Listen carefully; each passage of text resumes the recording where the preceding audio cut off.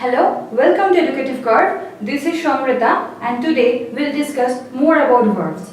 In the last tutorial, we discovered about transitive and intransitive verbs. Today, we'll discuss about the auxiliary verbs. So what exactly are these auxiliaries? These verbs help the main verb to convey or add meaning to them. Okay? So auxiliary verbs are also known as the helping verb. The auxiliary verbs adds functional or grammatical meaning to the clause in which they appear. There are 5 works that auxiliary verb does. The one is by expressing tense. Tense, as we discussed earlier, present, past and future. So, the auxiliary verb will tell us in which time the action is happening. The grammatical aspect. The auxiliary verbs help in adding a meaning to the verb by stating its grammatical aspects. Modality. This means the way in which the verb is working. The voice. This means if the verb is in the active voice or in the passive voice. And it adds emphasis or extra meaning to the verbs. Okay? So look at a sentence over here. In this sentence, the main action that is happening is reading. Someone is reading a book. Okay? So when we say read, that means this is the main verb. That is, this word describes the action that is going to happen or taking place right now.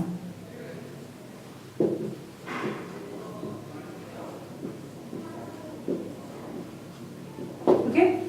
So, this is the verb that helps this verb reading to know if this is in the present tense, past tense or the future tense. If I write a sentence in this way,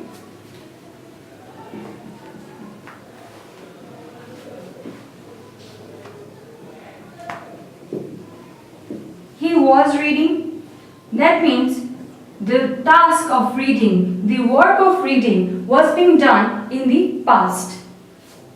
If I write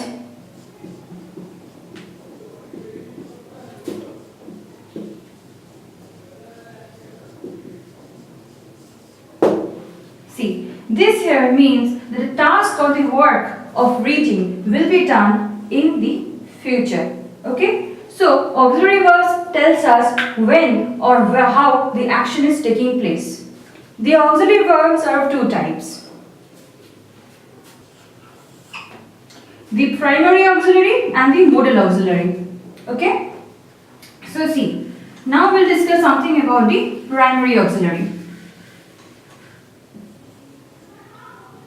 These verbs are very common to you. You know them by heart. Number 1 is to be. I'll write a tense also over here.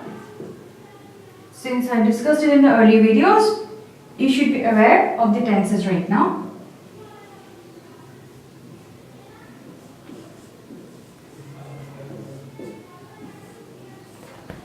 See, when we write to be, this has some particular set of verbs under them. That is, am, and in the past we have was, were, and of course we have another one, are. Okay?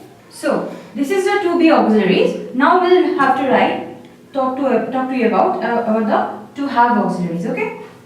In the present tense we have and has, and in the past tense we have had. Okay? Now, the other one is to do. Okay? So, in the present tense we have do, does, and in the past tense we have did. Okay? So, see, primary auxiliaries, 3 types: to be, to have, to do. Is, am, are in the present tense, past, was, were, have, has in the present tense, had in the past tense. do, does, present tense, did, past tense. Okay? I'll be writing a sentence here after rubbing this off to explain to you how these help exactly. See, I'm using this one, okay?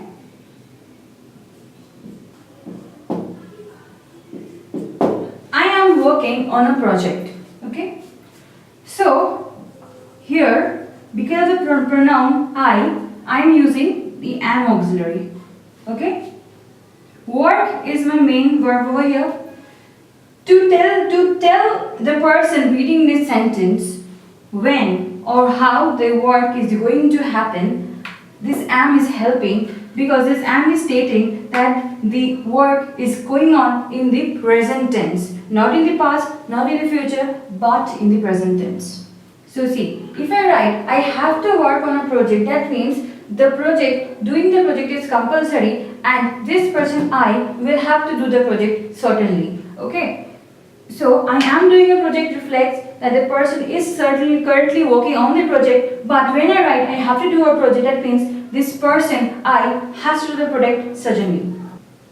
Was renovation going on in the park? That means people were renovating the park is in a continuous tense. Okay? Now if I write I do want to renovate my house, suppose. This means that I want to renovate my house, so I do. Renovate is the main verb, do here is the auxiliary verb helping the main verb renovate to express its meaning more. So this is it for primary auxiliaries. So today we learned about the primary auxiliaries. In the next video we will learn about the modal auxiliaries. So this is it for today. Please like, share, comment, click the bell option for notification, and please subscribe to our videos for more information on grammar and spoken English right here on Educative Core. This is Somrita. Thank you.